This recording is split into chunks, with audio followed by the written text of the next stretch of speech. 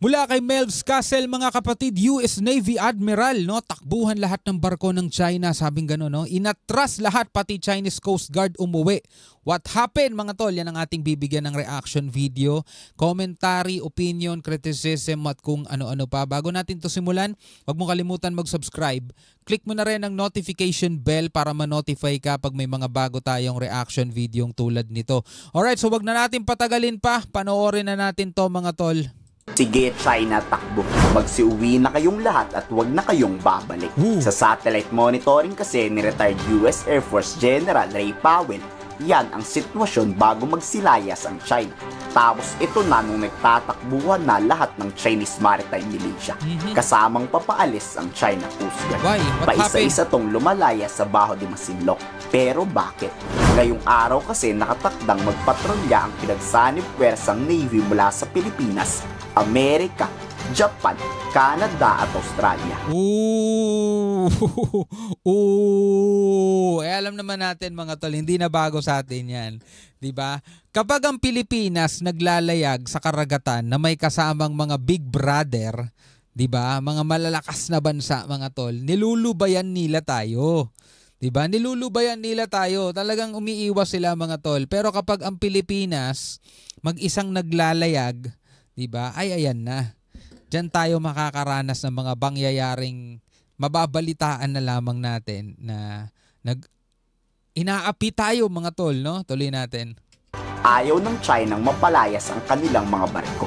Kaya para hindi mapahiya, nagkukusa na tong umalis kaysa pwersahan pang warningan ng Philippine Navy.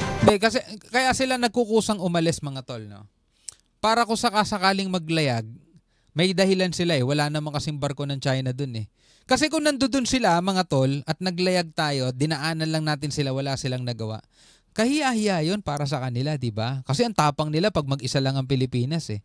Pero kapag marami tayong kasama, bakit nakatingin lang sila? So mas maganda, kunyari wala sila. Di ba? Nagsialisan kami. Malay ba namin sa inyo? Eh kung nandoon kami. Parang ganon, mga tol, di ba? Kumbaga, patay malisya ka na lang. Baka kasi mapasabugan pa yan ng Pilipinas pag nagmatigas eh. Hindi naman nagustuhan ng Southern Theater Command ng China ang joint patrol. Ang South China Sea raw ay bahay para sa neighboring countries ng Asia. Hindi raw para manghunting o manghuli at mag-udyok pa ng gulo. The South China Sea is a shared home for countries in region. Sino nagsasabi? The South China Sea is a shared home for countries in region. Shared home pala eh. Bakit nyo kami pinapalayas? Shared home naman pala yan. Ito talaga, mga to, pag nagsalita, laging bumabanda sa kanila eh, no? Shared home naman pala eh. Bakit nyo kami winawater cannon? Bakit nyo hinaharang yung mga mangingisdang Pilipino? Diba? Bakit nyo ginagawa yun? Not a hunting ground for external forces. So, wala talaga eh, no? Akala mo tulog tong mga to eh. The Philippines colluded with the countries outside the region to carry out joint patrols in the South China Sea. Sayang ganun. Undermining regional peace and stability. Sino ba nag-undermine ng regional peace and stability? Diba? Hindi nyo ba naiisip yan kapag ginagawa nyong i-water cannon yung mga barko namin? Nagdudulot kayo ng tensyon? Hindi nyo ba naiisip yan kapag dinedeploy ninyo yung mga Coast Guard ninyo may daladalang palakol at pinagbububutas yung aming mga inflatable boat, rubber boat? My goodness naman talaga. Such acts will find no support no matter how sugar-coated. Sabing ganun.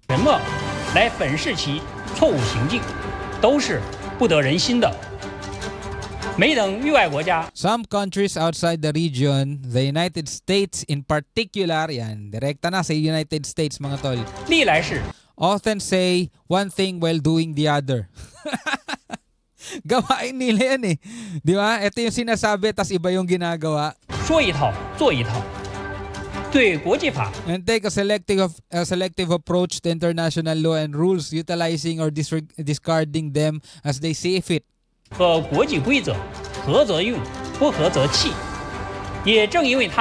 It is because they are ganging up and provoking troubles that the South China Sea cannot be tranquil. My goodness. Ano ba to? General ba to o clown? Clown nata ito eh. Diba? Kasi parang dinidescribe niya mga tol, yung sarili nila mismo eh. Diba yung sarili mismo dinidescribe niya eh. Diba? Anong yan? Labang Jiepai, 挑事生非. Takot ang Diba, eto nga lang eh. Pinalibutan nila yung buong Taiwan eh. Nagsagawa sila ng war games nila dun eh. Diba? Biruin mo, nagpakawala sila ng 125 na aircraft no, sa airspace ng Taiwan at ganun nila sinisindak ang Taiwan. Tapos kayo may lakas na loob magsalita ng mga ganyan. Peace and stability, my goodness. ang China pag barkong pandigmaan na ang nandyan. Pero ang yayabang ng mga yan pag BIFAR at Philippine Coast Guard lang ang kaharap. Tama, o diba?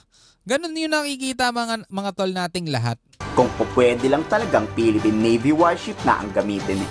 Pero parang nangahamon daw tayo ng gulo pag ganun. Wala naman raw intensyon ang Pilipinas at US na manghunting ng China. Pero 6 na barkong pandigma ang maglalayag papuntang West Philippine Sea sa Bao de Masinloc kung saan kumpulan ng mga Chinese na naglalabas-masok. A 6-nation exercise to develop skills so that we could help each other. Everybody's maritime interests are protected. Going out of the territorial seas, but we will conduct it mostly in the northern part of Luzon. Tinanong naman ng Admiral ng US Navy, magagamit ba ang joint patrol sa future joint resupply mission sa BRP Sierra Madre? Ang sagot ng Admiral ng US Navy, posible daw. Pero baka US Coast Guard na raw ang sumama dyan, hindi na US Navy warship. Nako China, ano na naman kaya magiging reaksyon ng Chinese Foreign Ministry pag totoong natuloy ito? Nako, bad trip na naman sila niyan, no? Bad trip na naman sila. Pero meron tayong napanood na di ba? Strategy mga tol ng Vietnam, di ba? Nagagawa nilang balansehin yung ugnayan nila sa mga bansa tulad halimbawa ng Amerika, China, di ba? Japan, Russia, di ba? Nagagawa nilang balansehin sa pamamagitan ng tinatawag nilang bamboo diplomacy. Pero napakarami na nilang na reclaim na island mga tol dito sa West Philippine Sea. Pero tahimik mga tol ang China sa kanila, samantalang tayo naglalayag lang, wina-water cannon tayo mga tol, di ba? Kaya siguro isa na sa mga dapat aralin ng gobyerno ng Pilipinas mga tol is yung ginagawa ngayon ng Vietnam. Mukhang epektibo yun mga tol. No, magandang gawain yung kaysa ang nababalitaan natin lagi ngayon mga tol yung mga pangaharas ng China, kung pwede naman pala natin silang maging kaibigan at the same time kaibigan din natin yung ibang mga bansa, di ba? Galit na naman siguro niyan si Mao Ning. We'll execute that as much as possible. So some of the assets that we had hoped to send here, we couldn't, but we can still have the training.